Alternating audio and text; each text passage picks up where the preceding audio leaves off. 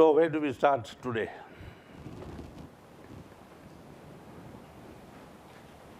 We were seeing a movie yesterday called What the Bleep, something like that, you know. What the bleep do we know? I don't know what bleep means, but somewhere one of those speakers substitutes a word for it, which is typically Western. What the heck do we know? So, I mean, if he can say it, I can say it, no? There's nothing obscene about it. What the heck do we know? And science claims that scientists know everything. Philosophers, in their own way, claim that they know a great deal. Mystics appear sometimes like beggars. Sometimes they are there and not there. And they speak little about themselves. Many of them are shy, reserved. But they have extraordinary powers. That raises the question whether knowledge and power are two different things, or whether, as we believe Western science says, science gives knowledge. If that was true, then there would be no mysticism. There would be no saints, no rishis. So there is this old question, you know, whether the egg came first or the chicken. Whether it was the seed or the tree. Somebody once laughingly asked Babuji, what is your opinion of this question? Was it the seed that God created, or was it the tree which came first? Babuji said, God is not a fool to carry a tree around with him. Hundreds of trees, thousands of trees, and plant them wherever he went.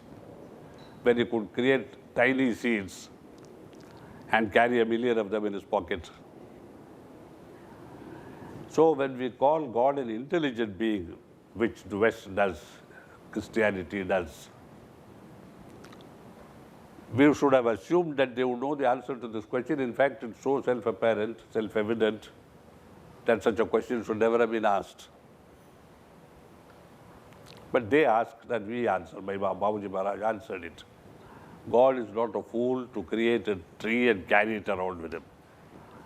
That is almost like this French comic, you know, Asterix, who carries heavy stones on his back and who decides he is going to discover Gaul and discovers Gaul.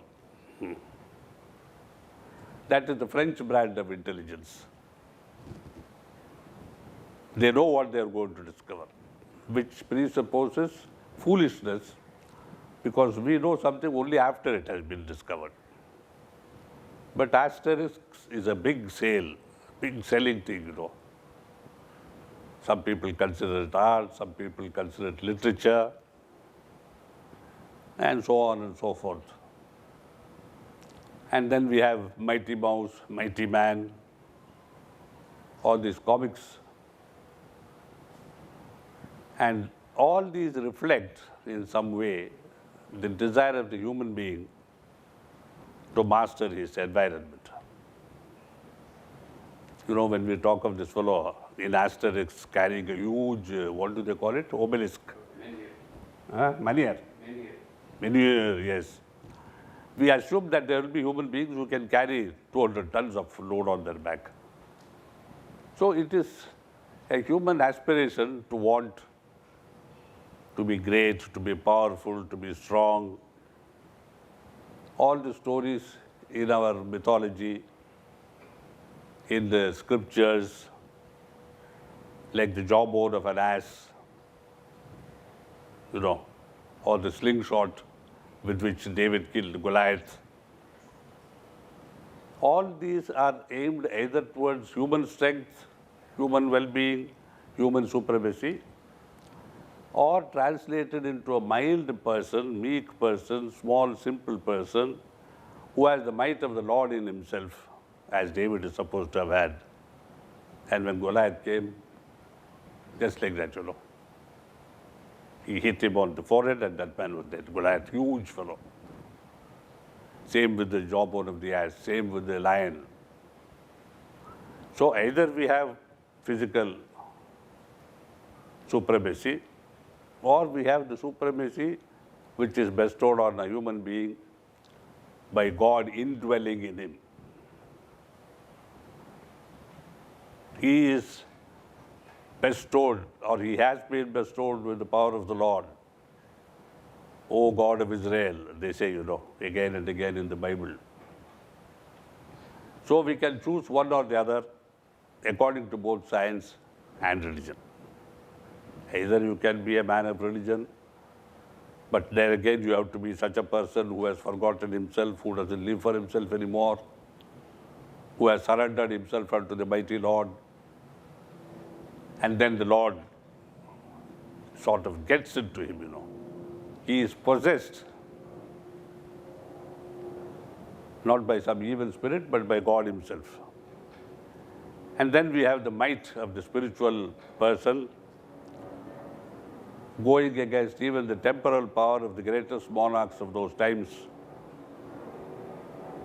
whether it was Herod, whether it was Caesar. The same thing we see in our Hindu tradition also, Hindu religion. Tiny Prahlad and his father, a Rakshasa emperor. A mere human being, a pair of them, Rama and Lakshmana, and another Ravana, emperor, with all the powers he could command, including the power of blessings bestowed on him through tapasya, when the Lord appeared and said, I grant you. But when they asked, they made mistakes. Prahlada's father, Hiranyakashipu, is supposed to have said, I shall not be killed inside or outside. I shall not be killed on earth or in air, not by a solid or a liquid, not by day or by night, not by man nor animal, etc. And the Lord made it possible for the man-lion to himself to appear as a man-lion. So neither man nor animal. He killed him at dusk, when it was neither day nor night. He killed him sitting on the doorstep, which was neither inside nor outside. He killed him on his lap, which was neither on earth nor in the sky, and so on, So nothing we can think of can provide for what God can do. Similarly, Ravana is supposed to have said, I shall not be killed by Devas or Asuras, and like this. But he thought of Nara and Vanara, meaning man and monkey, as so cheap and so mean, below his dignity to even think of them. He omitted from his prayer that I shall not be killed by man or by monkey. And they killed him. So these traditions are there, mighty world. He was supposed to be a Vedavit, lawyer of the Vedas. Yet his knowledge did not help him. So there you find a sort of, coming together of knowledge and faith, bhakti. Knowledge is useless. He knew everything. He had no faith, but he had the greatest powers of the earth. Did not stop him from being destroyed. Hiranyakashipu, all the powers you could ask for. But when his son said, you must pray to Narayan, you must fall at his, he tried to kill his son so many times. Failure. He had him thrown into the sea from a mountain top. The Lord received him in his hands. He had to be, stamped upon by a rogue elephant which was in the palace. The elephant just lifted his trumpet, blew and walked away. So that faith protects us. My master will protect me. Do we have that faith? Or is it just a mental construct that we have, that given the opportunity, he will faith? He will prove his faith. But we don't want to give him the opportunity. I know somebody who was here in Madras who developed some heart problem and who stopped giving sittings, saying the doctor had said, you have a bad heart, you should not give sittings, you should not meditate. And Babuji said, look here. He knows I am there to protect him. but he has no faith. And supposing he should die while meditating, can there be a better death for a man? People meditate to die, and he is afraid of meditation because he will die. Whereas if he died during meditation, he will go straight to the goal. See, such are the fears of the human being, that we are supposed to have faith. We say we have faith, but we have no faith in our hearts. We have strength, but we are not able to use it because we are afraid that the opponent has better strength than ourselves. And against God, nothing can prevail. So we are living, in a sort of seesaw world where this is neither true nor that. Sometimes this, sometimes that. And we are caught between, in a sense, science and spirituality. Now, modern world, in today's world theater, we can call it, there are debates on science and spirituality. Is there something called science? Well established for centuries now. Starting from, the Renaissance. Science has been accepted. Originally, it was a superstition. In those days, I suppose they had science and superstition. Is it true that gunpowder can? Yes, test it. So anything you can test was therefore proven. And science demands that it be proved not once, but repeatedly by anybody who does that experiment. That is the problem with science. I see God, but I don't see him. Oh, he's sitting in that chair, but I don't see him. There must be reproducibility of test results by anybody and everybody. So this sort of war has been going on, But now there is more and more evidence which is to a greater extent accepted even by the so-called scientists. And this picture, this production, what the belief do we know, which deals with the quantum world, quantum physics, is all about that. There are some very beautiful episodes there, How a thing can be in two places, how a thing can be in several places. You see that boy, bouncing a ball off the floor, big ball.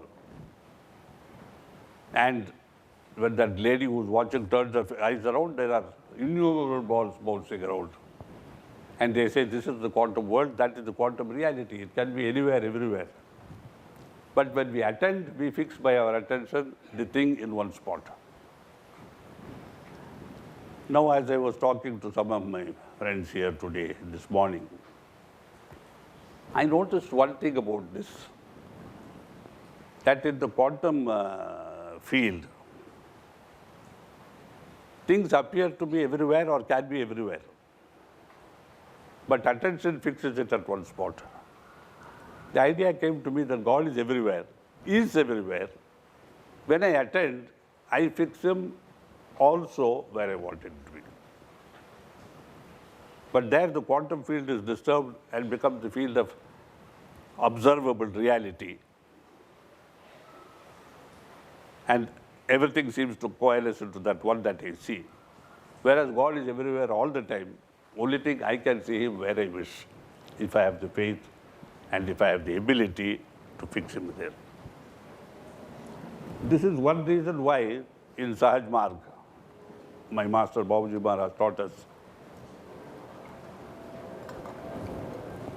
that it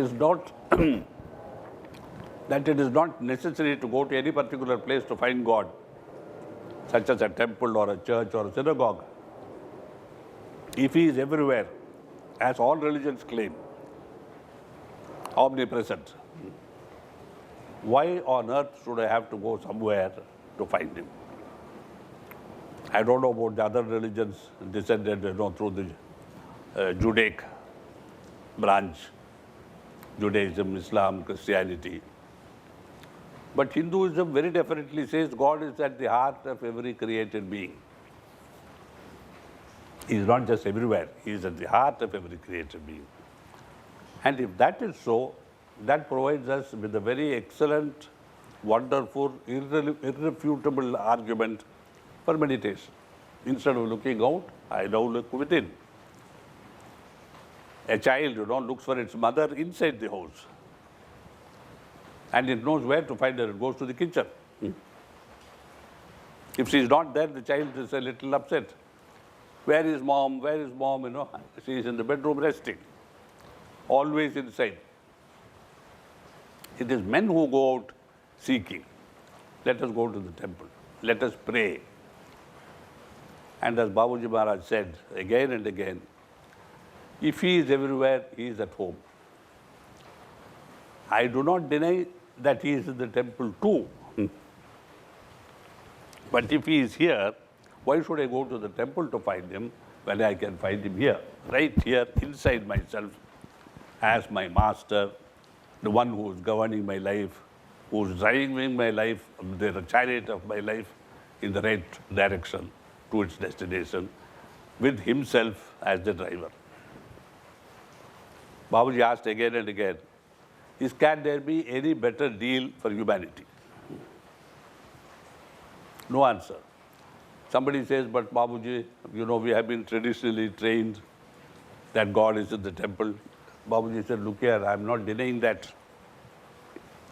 I am not denying He is everywhere. But I am only asking when He is here, why do you have to go out? Here you can definitely see Him if you close your eyes and look inward with a little training. What is the training? To first exclude all thoughts of where God is. Because if you see your mother in the kitchen and ask, is this my real mother or is it something else? Am I being sort of cheated, beguiled, misled? And he pulls the sari of his mother and says, Mummy, Mummy, are you my real mummy? He will get spanked. We don't ask of God, are you the real God? In the Hebrew religion, in the 10 Commandments of Moses, you get a very definite injunction. Thou shalt worship no other God but me. I have often thought, why God had to say no other God? Does it mean God himself says, my son, there are many gods, but I am your God. I am the Almighty Lord. I am the Master of the Israelites. Thou shalt worship no other God but me. I mean, I cannot understand a God saying you shall not go to any other God. And they say God is jealous of what? It means there are other gods to whom I can pray and God is jealous. This is very much like a wife saying you shall not look at another woman. As Jagjit Singh says in one of his ghazals, having looked at me, you shall look at none other. उनको ये शिकायत, not शिकायत, something he says, मुझको देख के और किसी को न देख. Having seen me, see nobody else. Jealousy is a matter of, selfishness, fear of losing a devotee. After all, when a woman is jealous, what is she jealous about? That her man may go somewhere else. So can God be jealous? Can God have a chosen people? To this extent that he tells Moses, clear the land of everybody else. Destruction. Can God preach destruction when you say God is love? But that God seems to be only jealous. He doesn't seem to love. He seems to protect. Protect what? Those who pray to him, worship to him. Why? Because he is the only God they are allowed to pray to. So you see, the concept of God in religion is different. You have from the primitive nature worshippers, spirit worshippers, who worship trees, who worship stones, who worship thunder, lightning, nature worship. And then you have this coalescence of, the idea that behind this there is a power. And then you come to God who creates, who destroys, who preserves, as in Hinduism. And then you find the grand finale, the culmination of a God who himself created these subsidiary caretakers of nature, as Babuji calls them. The destroyer, the creator, and the preserver. Like we have in civil governments, those departments which are responsible for creation, like, the agriculture minister, those who are there for preservation, law and order, police, and those who are for destruction, like the judges, the courts, the gallows. It is clear, you see, that we have transposed human levels of understanding and governance to the upper level of divine hierarchies and created God in our image. As someone said, God did not create us in His image. We have created God in our image. And we have the supreme arrogance of thinking that God must be anthropomorphic. He must have 2 arms and 2 legs. Then you go